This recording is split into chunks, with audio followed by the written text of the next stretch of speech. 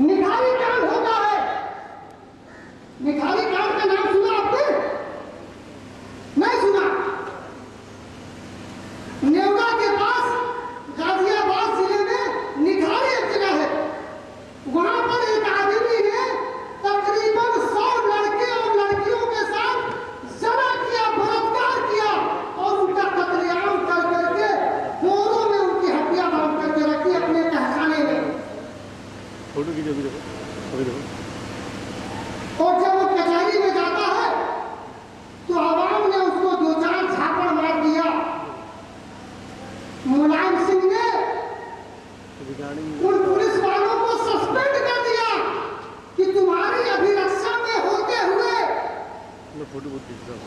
किस तरह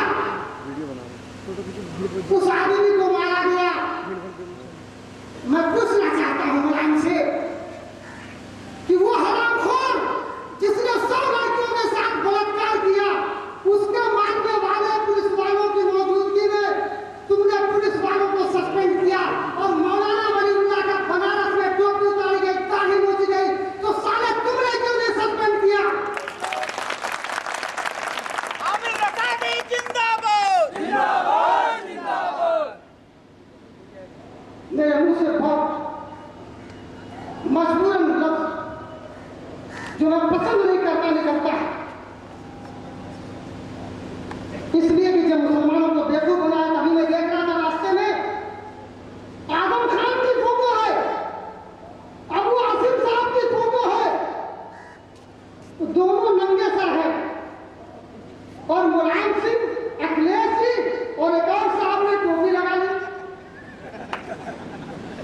मुसलमानों समझो, ये 1 साल में 1 मरतबा टोपी लगाएगा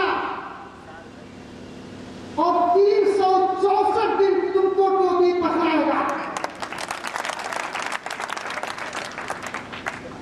मायावती एक दिन ओढ़नी ओढ़ेगी, 364 दिन तुमको नंगा करेगी, तुम्हारी ओढ़नियां उतरवाएगी। और कांग्रेस को अगर बताना हो तो मैं समझता हूं कि जिंदा मैं आप हो ही नहीं सकते।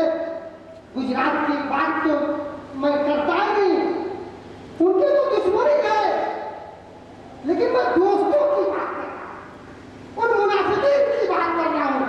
पूरी इस्लाम की जिंदगी उठा कर देख लीजिए, 13 साल में मुसलमानों को मक्के में उतना नुकसान नहीं हुआ जितना मदनी जिंदगी में मुनाफिकीन ने आपको नुकसान पहुंचाया। आपको कमजोर समझते थे और मैं कौंसल बनने के पहले जहां जाते थे पकड़ने के, हमने दिल्ली जाके कहा, अभी मौलाना बता रहे थे कि उनका लड़का पकड़ा गया, मुझसे क्या मतलब, बाजू वाले का मामला है। मैंने दिल्ली